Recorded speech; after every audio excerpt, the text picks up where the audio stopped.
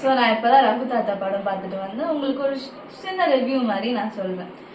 இந்த படத்துல வந்து கீர்த்தி சுரேஷ் நடிச்சிருக்காங்க, ரவீந்திர விஜய் நடிச்சிருக்காங்க, எம்எஸ் பாஸ்கர், திவ்யதர்ஷினி, அந்த மாதிரி நிறைய பெரிய பெரிய ஆர்டிஸ்ட் நடிச்சிருக்காங்க. ரொம்ப நல்ல நல்ல ஆர்டிஸ்டும் நடிச்சிருக்காங்க. இந்த படம் ஸ்டார்டிங்ல வந்து ஹிந்தி திணிப்பு பத்தியா இல்ல ஃபெமினிசம் பத்தியா இல்ல எதை பத்தி சொல்ல வராங்கன்னே புரியாது. ஸ்டார்டிங் ரொம்ப லேகா இருக்கும். பட் செகண்ட் ஹாஃப் போக போக தான் நமக்கு என்ன கதை சொல்ல வராங்கன்னே புரியும். அந்த மாதிரி ஒரு படம். செகண்ட் ஹாஃப்ல நல்ல காமெடி இருக்கும், நல்ல ஸ்கிரீன் பிளேவும் இருக்கும். ஸ்டார்டிங்ல டிராமா மாதிரி எடுத்திருப்பாங்க. கதையும் புரியாம என்ன சொல்ல வராங்கன்னு தெரியாம அவங்களுக்கும் புரியாம நமக்கும் புரியாம ஆக்சுவலி ரொம்ப நல்லா எடுத்திருந்திருக்கலாம் first of.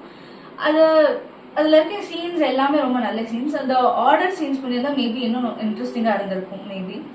So screen play first ஹாஃப்ல ரொம்ப முக்கியம் இருந்துச்சு. ரொம்ப லேக் அடிச்சது, என்னடா சொல்ல வரீங்க, ஏன் சுபர்லாம் பண்ற அளவுக்கு இருந்துச்சு.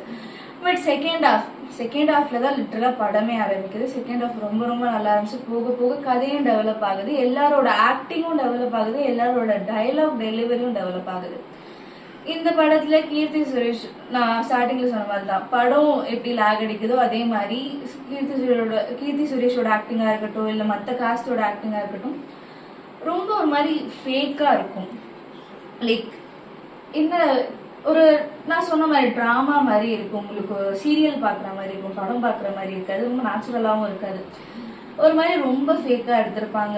அந்த டைலாக் டெலிவரிஸ் எதுவும் இதுவா இருக்காது, ஒரு மாதிரி என்னடா அப்படின்ட்டு இருக்கும். பட் படம் வந்து ஸ்கிரீன் பிளே டெவலப் ஆக படம் டெவலப் ஆகி இவங்களோட ஆக்டிங்கும் டெவலப் ஆகி எல்லாரோட டயலாக் டெலிவரியும் டெவலப் ஆகுது.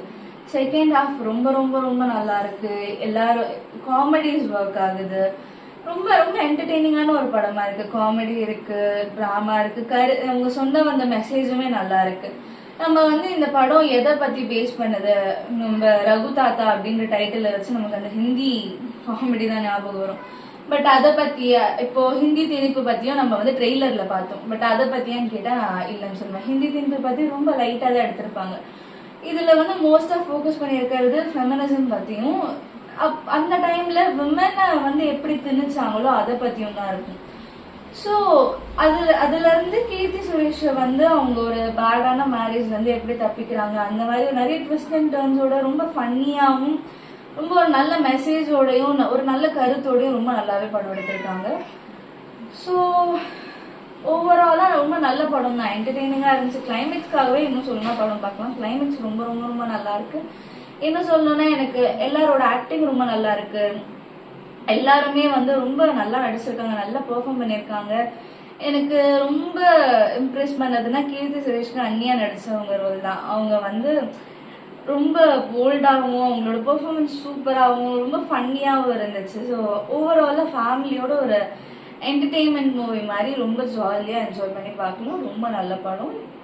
ஆப்வியஸ்லி ஃபர்ஸ்ட் ஹாஃப் கொஞ்சம் லேகாக இருந்தாலும் போக போக படம் ரொம்ப நல்லா இருக்கு, என்ஜாய் பண்ணி பார்க்குற படம். அவ்வளோ.